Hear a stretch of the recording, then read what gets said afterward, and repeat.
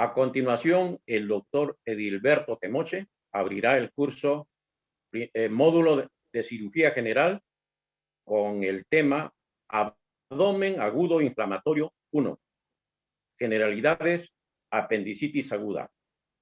El doctor Edilberto Temoche Espinosa es profesor de la Facultad de Medicina Humana Hipólito Unanue de la Universidad Federico Villarreal.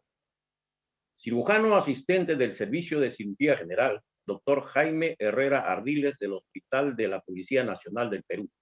Editor de la revista médica Hospital Central, editor de la revista médica Cirujano. Dejamos el tiempo con usted, doctor Temoche. Tiene 25 minutos. Muchísimas gracias, doctor Contreras. Felicitar a las PEFAM por la iniciativa académica y agradecer a la Sociedad de Cirujanos por haberme considerado dentro de la presentación.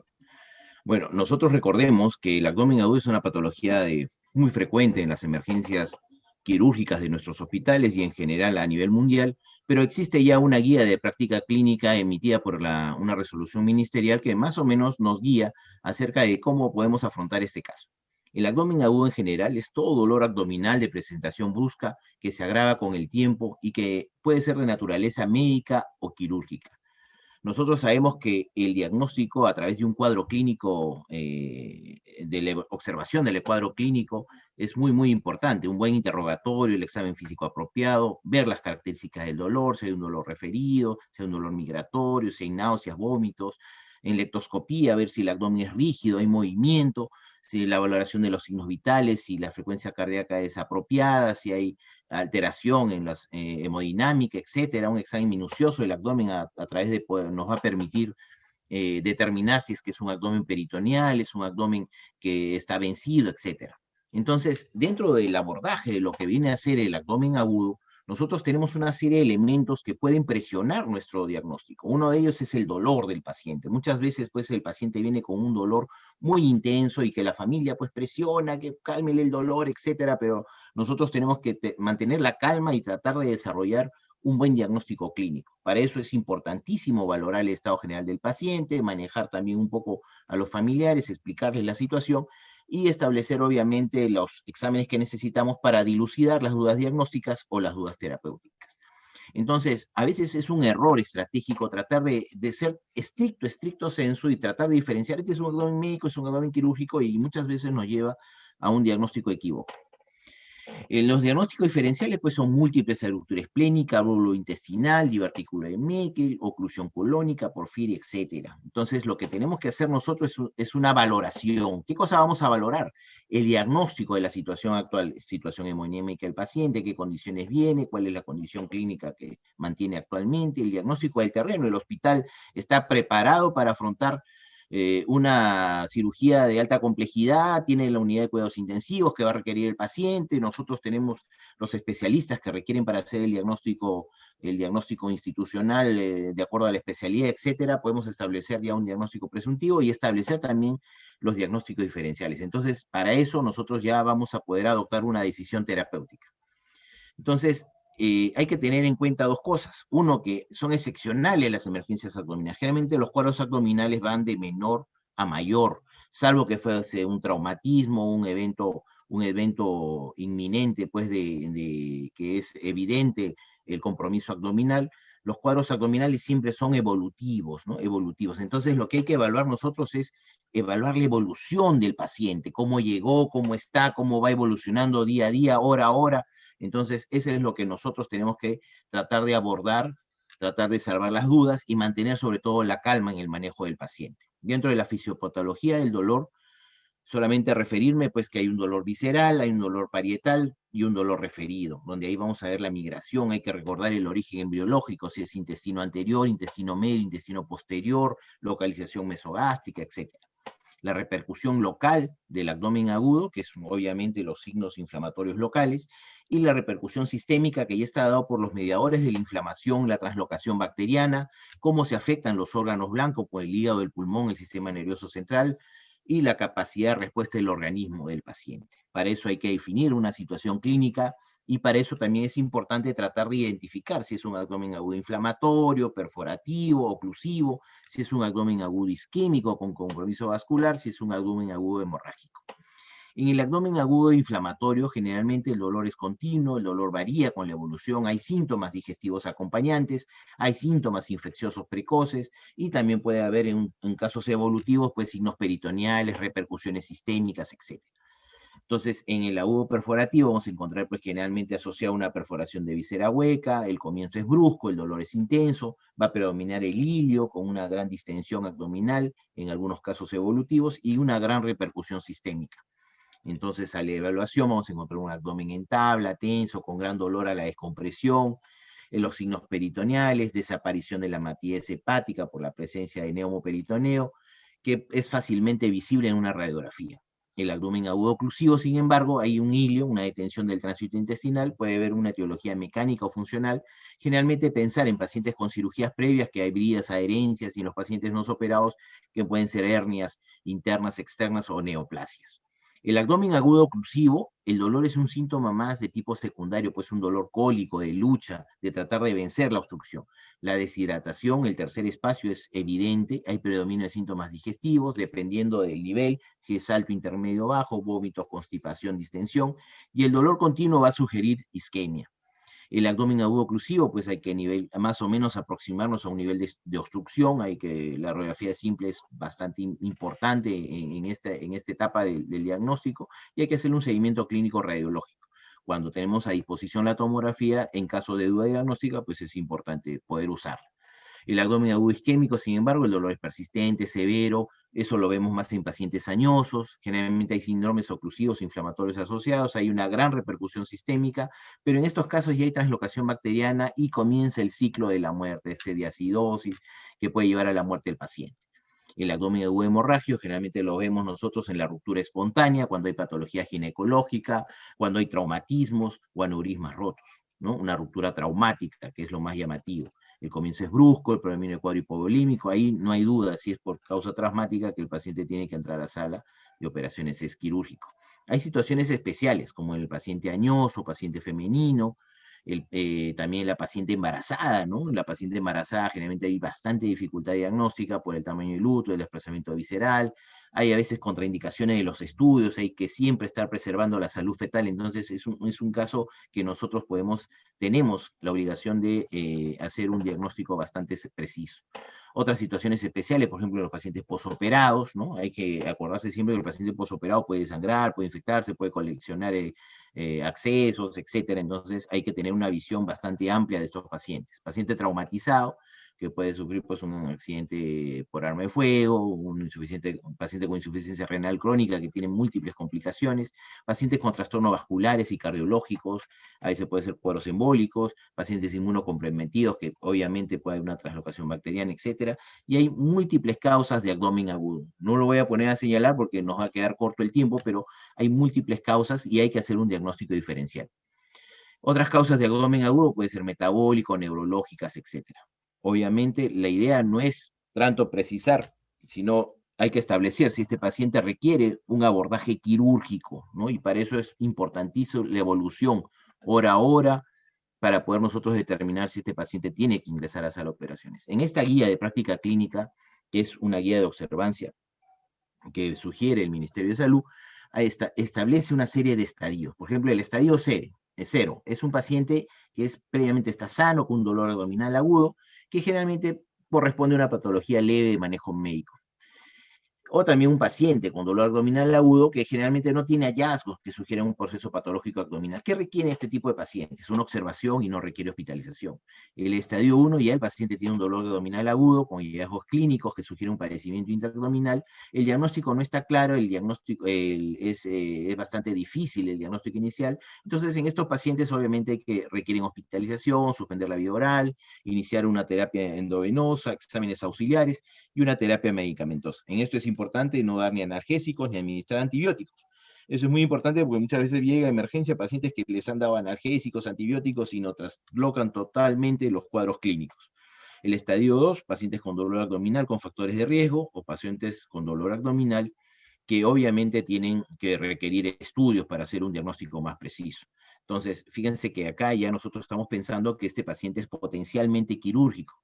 Entonces, en estos pacientes, obviamente la hospitalización, el suspender la vía oral, el monitoreo hemodinámico, hay que monitorizar el gasto urinario, la evaluación ya tiene que ser por el cirujano general y por otros especialistas de ser necesario, los exámenes auxiliares, las radiografías y la ecografía y otros exámenes que necesitemos. El estadio 3, también pacientes con dolor abdominal que requieren ya hospitalización, hay que estabilizarlos previamente y probablemente necesiten un procedimiento quirúrgico. O también pacientes con dolor abdominal agudo que también necesiten una estabilización y necesiten hospitalización para ser manejados, ¿no? Una pancreatitis aguda, que es de manejo inicial médico. El manejo de estadio 3 obviamente requiere una hospitalización, el manejo ya por el cirujano, y el cirujano es que él ya va a poder iniciar una terapia antigua. Obviamente, si tenemos un paciente con un diagnóstico ya establecido y estamos preparándolo para hacer operaciones, ya debemos estar ya con los analgésicos, no vamos a dejar sufrir al paciente, pero es ya una responsabilidad que le compete al cirujano que va a evaluar y que va a abordar quirúrgicamente al paciente. Para eso se han establecido una serie de niveles de atención, nivel 1, por ejemplo, solamente para ver los estadios 0, 1, nivel 2 para ver en los centros hospitalarios, pues que tienen este tipo de resolución, y nivel 3 que ya tiene una mayor complejidad. Entonces, en el abdomen agudo, fundamentalmente, lo que hay que quedar con bastante claridad es que requiere atención y tratamiento urgente. Lo otro que la historia y el examen físico sirven para eliminar bastantes diagnósticos y sugerir otros. Y lo otro que si la afección es posiblemente quirúrgica, es obligatoria la consulta temprana con un cirujano. Es increíble ver en emergencia múltiples casos de pacientes que han sido tratados como gastroenterocolitis reiteradamente en emergencia y al final eran apendicitis agudas complicadas. Llegan ya complicados a la emergencia. El síndrome de fosa ilíaca derecha, donde vamos a precisar la cuestión de la apendicitis aguda, que es la patología quirúrgica de emergencia más frecuente, ya vemos que está dentro de unas entidades patológicas de difícil diagnóstico y que nos permite, pues, por las características del dolor, por la ubicación, tenemos que emplear métodos complementarios para hacer la evolución, la reevaluación de estos pacientes y poder dar un diagnóstico definitivo. Hay un estudio de la epidemiología mundial del 2021, publicado hace poco, donde nosotros podemos ver que en el año 2019 un estimado de 17.7 millones de casos de apendicitis y con 33.400 muertes. El índice de mortalidad en la apendicitis aguda es 0.43 por cada 100.000 casos. El número absoluto, como la incidencia, también habían aumentado, miren, del 38.8% y 11.4% de la incidencia. Pero lo interesante acá, ¿qué cosa es? Que el número de muertes por cada 100.000 ha disminuido. Del año 1990, menos 21.8, y actualmente de menos 46 puntos. Es decir, que la mortalidad asociada al procedimiento ha disminuido. En la semiología no voy a repetir los puntos, pero sí es interesante que conozcan algunos puntos específicos que nos van a poder determinar, por ejemplo, si hay irritación peritoneal, si es de posición retrocecal, si es de localización pélvica, etc. Entonces, estos puntos sí es necesario que conozcan. Hay una serie de escalas que las voy a mencionar simplemente por conocimiento y porque en la mayor parte de trabajos los van a encontrar. Acá en el Perú nosotros no tenemos una escala que empleemos en forma homogénea en todos nuestros centros hospitalarios. Es más, en una encuesta totalmente inoficiosa, nosotros hicimos a ver si en otros centros hospitalarios utilizan alguna escala de valoración y no hay una coordinación en relación a las escalas que se emplean. Está la escala de Alvarado, pues la migración del dolor, la anorexia, la modificada, que también casi incluye los mismos signos, la ripasa, que tiene una alta sensibilidad y una alta especificidad, fíjense, y que incorpora algunos síntomas y algunos exámenes que no están comprometidos en el anterior, y la que está más recomendada, que es la puntuación de respuesta inflamatoria a la apendicitis, que tiene una sensibilidad del 96% y una especificidad del 85%, y que incorpora acá el porcentaje de polimorfonucleares y la proteína C reactiva. Entonces, en la clasificación anatomopatológica, nosotros vamos a encontrar pues, que la apendicitis inicial congestiva, catarral, flemonosa, gangrenosa, necrótica y una apendicitis perforada. Pero en la gangrenosa necrótica debemos considerar que ya se considera complicada. Es necesario iniciar antibióticos porque ya hay translocación bacteriana. El tratamiento de la apendicitis aguda no perforada, reinición inicial, administración de antibióticos, apendicectomía en calidad de urgencia, y en la no perforada obviamente hay que dar el profiláctico, ¿no? Nosotros, fíjense que no hay ningún beneficio adicional en el tratamiento de los pacientes con apendicitis aguda no perforada y aumentan los costos, o sea, en los apendicitis que son apendicitis simples, inclusive un profiláctico es suficiente, ¿no? Pero no es necesario ningún antibiótico posoperatorio, porque muchas veces los pacientes, pues, doctor, ¿y no me dan antibióticos? No, señor, ya se le solucionó el problema, hemos retirado el foco infeccioso. El tratamiento de plastón apendicular, fíjense que acá, generalmente si nosotros le damos tratamiento médico, pero en caso que hubiese alguna colección, este paciente es de naturaleza quirúrgica, hay que operarlo. O sea, estos pacientes que tienen alguna colección, un acceso, la evolución es tórpida, estos pacientes tienen que ser de manejo quirúrgico. Por eso que dice bien claro, si no se obtiene mejoría clínica, la cirugía está indicada. La perforación con infección de lea moderada también se puede dar antibióticos, combinaciones generalmente gram negativos anaerobios, y también se puede ver combinaciones de antibióticos de acuerdo al tipo. Hay un flujograma, este flujograma que es importante, si ustedes vemos nosotros los flujogramas americanos, casi todos incluyen el examen de tomografía como examen, parte del examen necesario para un diagnóstico apendicular. Nosotros, en cambio, acá en los sistemas latinoamericanos, generalmente lo que preservamos es la atención clínica. Y en caso en estos pacientes que tienen situaciones especiales, pacientes añosos, con duda diagnóstica, etcétera, empleamos nosotros la ecografía y, si es necesario, la tomografía. Pero fundamentalmente el diagnóstico es de tipo clínico, apoyado por los exámenes de laboratorio. Hay un consenso que se hizo en Jerusalén, la guía de Jerusalén, esta guía de Jerusalén en el año 2020, y vamos a precisar solamente algunos conceptos mínimos que podemos tener en cuenta en esta patología. Por ejemplo, justamente con el valor diagnóstico basado en la presentación clínica, dicen que cuando hay un enfoque diagnóstico individualizado, ¿no? Esto es más que suficiente, pero la fuerza de recomendación es bastante fuerte, pero fíjense, en casos individualizados, no generaliza. Para eso nosotros tenemos que estratificar el riesgo, la probabilidad de enfermedad, tenemos que tener en cuenta la edad, el sexo, los síntomas y síntomas clínicos del paciente. Ahora, ¿cuál es el valor de los sistemas? Es bueno tener este valor porque hace que nosotros tengamos menores apendicitis, diagnósticos equivocados, negativos de apendicitis aguda. Y de todas estas escalas que les he presentado, la puntuación AIR, esa es la que tiene mejor desempeño y la más pragmática. Entonces, fíjense que es la que más o menos sugiere este consenso internacional. ¿Cuál es la vía óptima para obtener las imágenes de los adultos con sospecha de apendicitis agudo? Acá, por ejemplo, nosotros la ecografía es un buen examen y nos sirve también para evitar llegarlo a tomografía al paciente en forma innecesaria, ¿no? Entonces, todos estos tienen fuertes grados de recomendación. Por ejemplo, es el tratamiento no quirúrgico que está de moda con esto de la pandemia del COVID, con o sin antibióticos, una opción de tratamiento segura, y dice que la apendicitis aguda no complicada, y en este caso son los que no tienen apendicolito, no tienen ningún otro signo de complicación, siempre avisando la posibilidad de fracaso y el diagnóstico erróneo de apendicitis complicada, se le puede dar tratamiento. En algunos casos, en algún porcentaje importante, esto han ido con una evolución adecuada, sin necesidad, inclusive en muchos casos, de la apendicectomía posterior programada. Esto tiene una fuerte grado de recomendación, pero obviamente si es que hay la posibilidad quirúrgica, es quirúrgico necesariamente. El retraso hospitalario, muchas veces en emergencia se dice, señor, pero si no lo operan se va a complicar.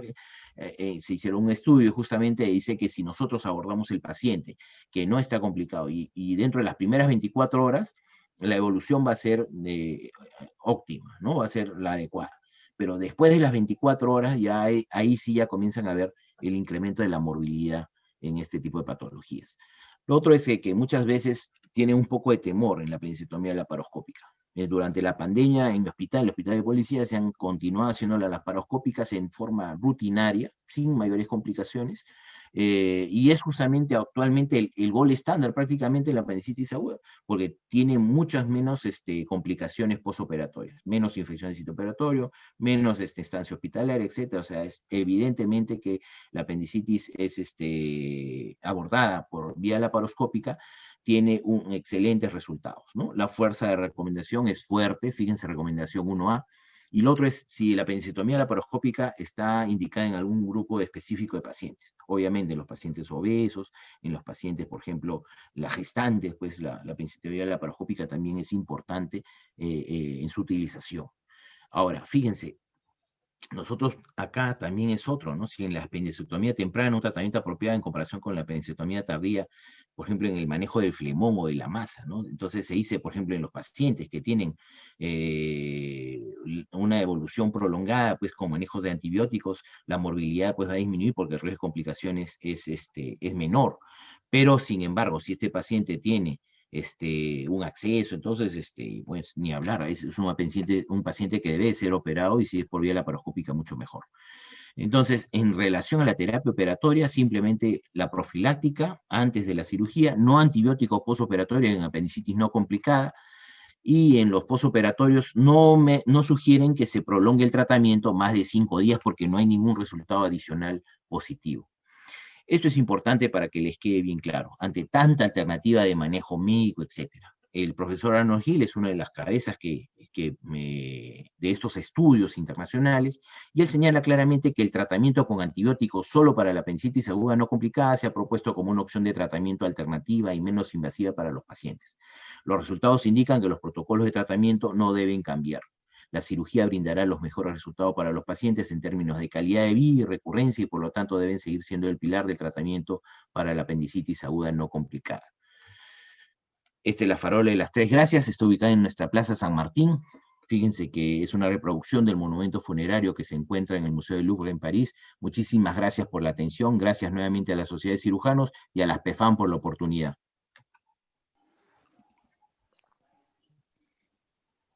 Muchas gracias, doctor Temoche, por su capacidad de síntesis.